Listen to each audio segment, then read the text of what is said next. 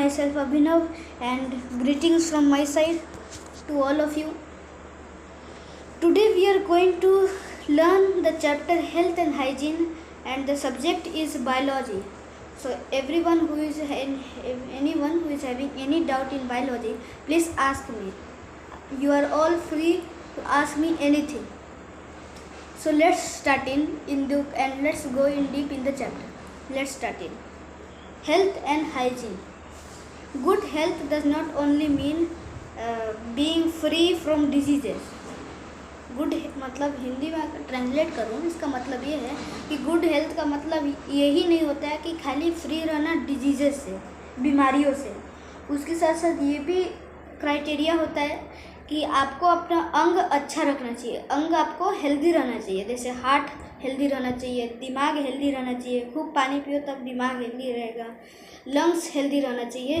इसको कहते हैं बॉडी को हेल्दी रखना, इसको कहते हैं।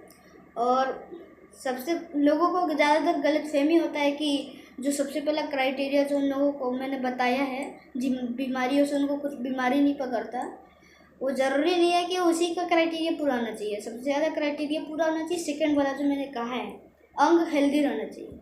अब दूसरी बात कह रहा हूँ, diseases can be broadly categorize as communicable and non communicable. Diseases जो होते हैं उनको अगर कैटेगराइज किया जाए, वैरायटी अलग अलग होते हैं बीमारियों के।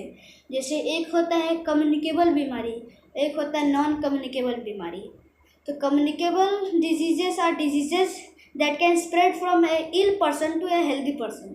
मतलब जो कम्युनिकेबल डिजीजेस है वो एक जिसको बीमारी है वो बीमारी है, और वो बीमारी अगर छींकता है या तो पोटा पोंछता है या तो छींक देता है किसी पे या तो कफ कर देता है, तो उसका जो हवा का जो उसका सलाइवा का ड्रॉपलेट्स है वो दूसरे हेल्दी इंसान के अंदर चला जाएगा। हेल्दी इंसान का मतलब वो हेल्दी नहीं, हेल्दी इंसान का मतलब वो जिसको उस टाइप का बीमारी नहीं है, उसको कहा जाएगा हेल्दी पर्सन।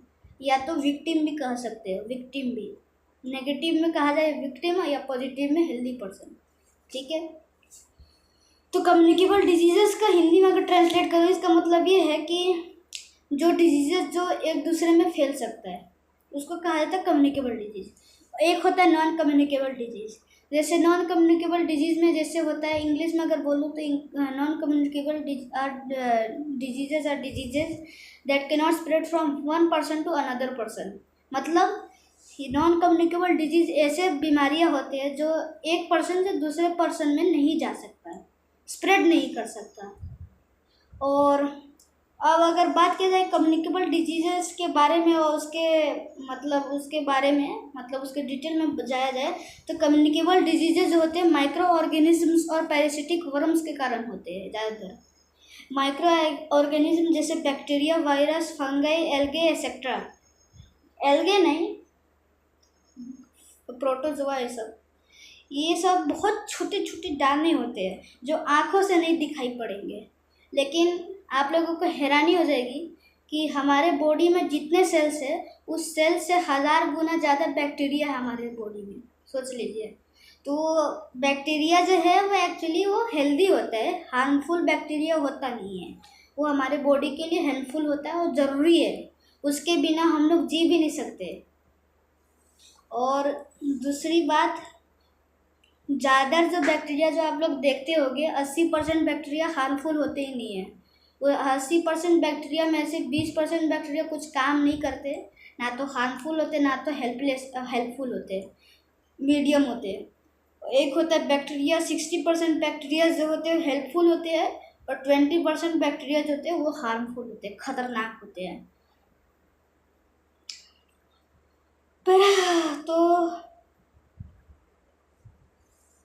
तो कहा जा सकता है कि बैक्टीरिया, वायरस जो होते हैं उनमें से 20% खतरनाक होते हैं। अब अगर बैक्टीरिया के बारे में डिटेल में जानना हो तो ये मैं बता सकता हूँ कि bacteria, you already know that bacteria are unicellular organisms. मतलब जो बैक्टीरिया होते हैं वो यूनिसेलुलर ऑर्गेनिजम्स होते हैं।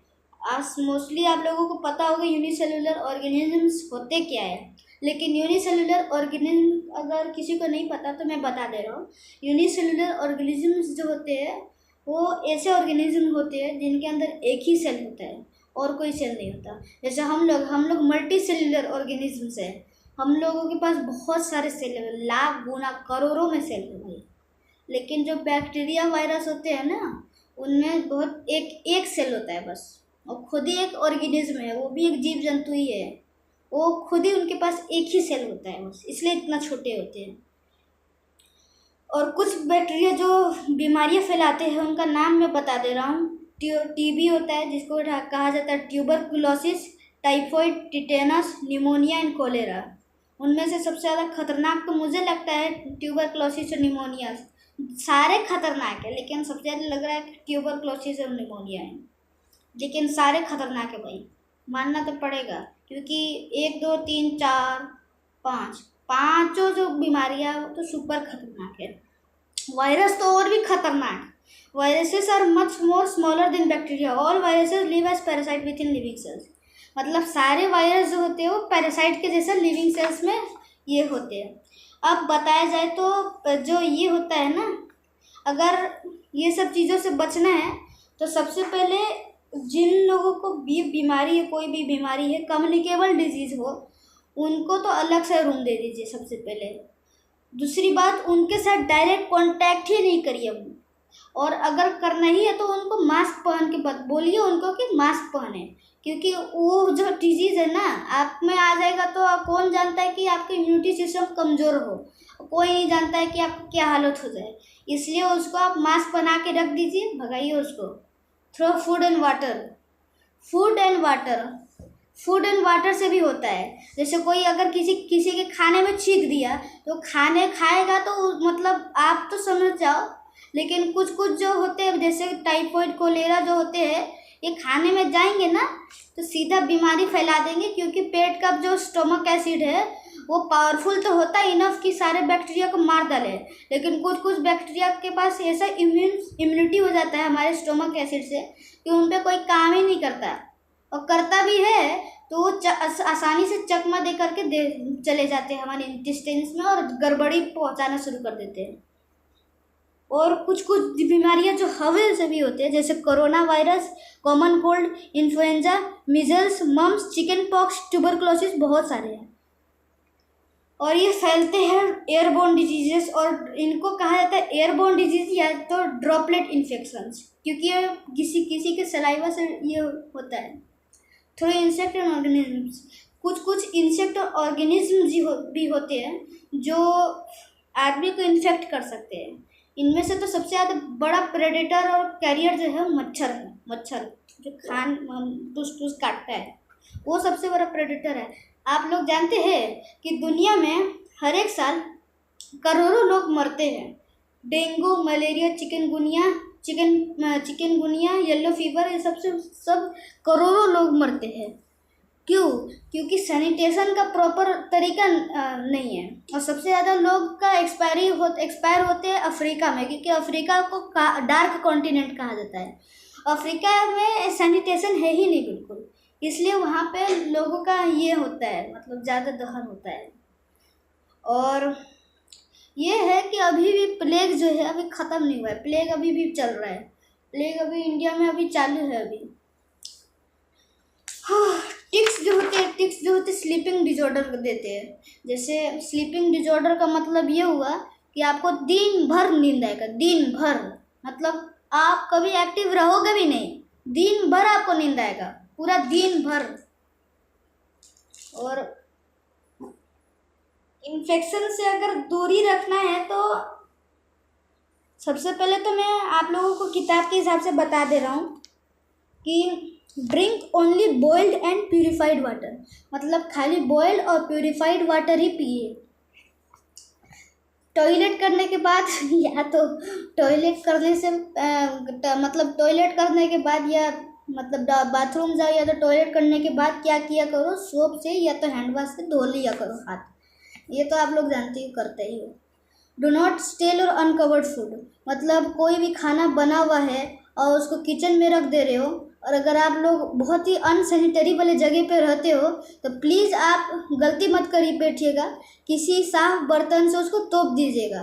वरना कोई भी कीड़ा अगर बैठेगा ना, तो कीड़ा आप जानते ही है कि कीड़ा जो होते हैं वो ज़्यादातर डंप डस्टबिन पे मतलब बैठे रहते हैं, और पता नहीं क्या मतलब हाथ में पैर में चिपका लेते हैं वायरस बैक्टीरिया सब, और खाने में रख देंगे तो यही होगा हालत, कोलेरा टाइफाइड ये सब होना शुरू हो जाएगा।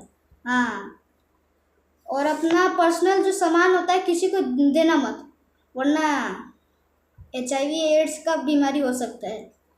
मतलब उस पर्सन को होगा तब, और अगर उस पर्सन को कोरोना वायरस एक कम्युनिकेबल डिजीज होता है तो बिल्कुल शेयर मत करना। When you are suffering from a communicable disease, take precautions to prevent the disease from spreading. ज़्यादातर लोग होते क्या है ना, कि जैसे बदमाश जो लोग होते हैं ना, उनको अगर किसी में बीमारी फैलाना होता है तो वो खुद को बीमारी फैला देंगे और दूसरे में भी फैला देंगे। ऐसा प्लीज़ मत करिएगा, क्योंकि ये सोसाइटी के लिए धक्का रहेगा।